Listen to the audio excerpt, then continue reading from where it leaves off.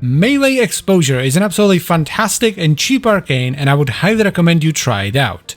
But why?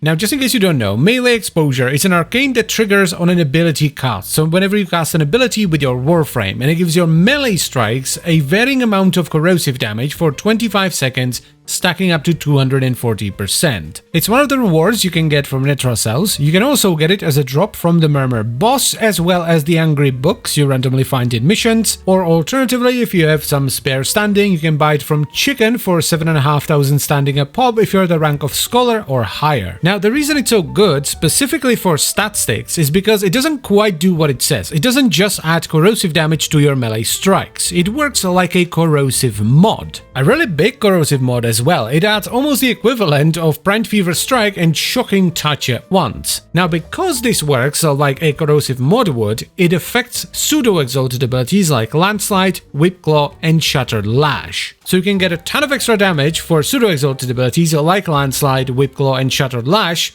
for free. And you don't have to do anything out of the ordinary, because as you cast the abilities, they will stack and sustain the arcane for you. Now, this arcane isn't just good for stat sticks though, it's a really strong arcane overall. I would even dare say that it's better than the 2 new legendary melee arcanes, whilst also being easier and cheaper to get. You can use it on most weapons and it's gonna be fine, whereas the 2 new legendary arcanes are fairly niche. Like, as long as your setup can build up the stacks and sustain them reliably, which isn't difficult because you only have to cast an ability every 25 seconds or so, you're either gonna have a ton of elemental damage or roughly about the same amount of elemental damage with more mod space, because this adds so much LE damage you can just drop elemental mods from your melee weapon and run something else. It also allows you to run some very spicy elemental combinations, so like Radiation and Corrosive, or Corrosive and Viral. There's a reason why you can't normally get these together. However, there is a downside and I want you to be aware of it. That downside is damage and therefore status distribution. If you put this on your weapon, you have to treat it as if it is modded with Brand Fever Strike and Shocking Touch.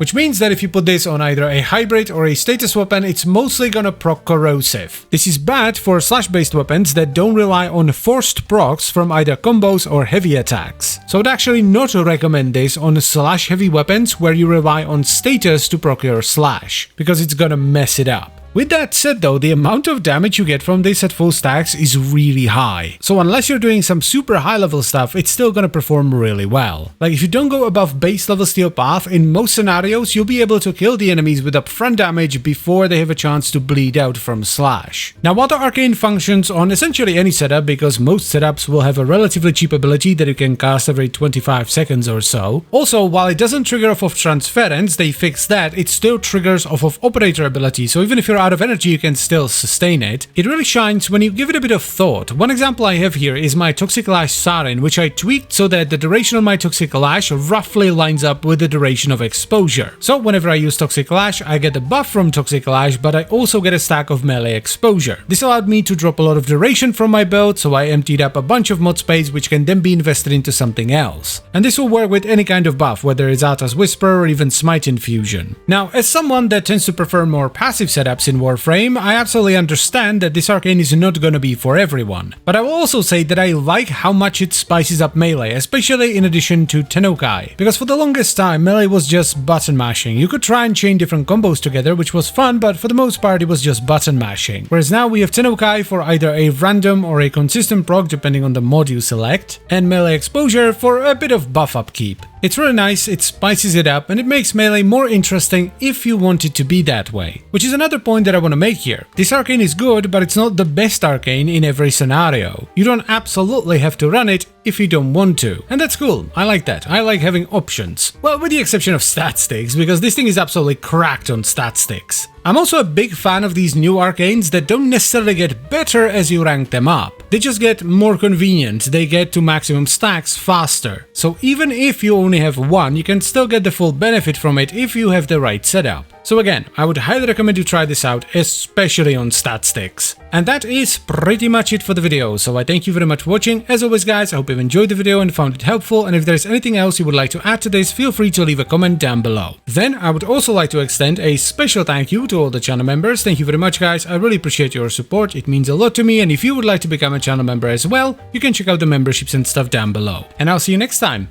Bye bye.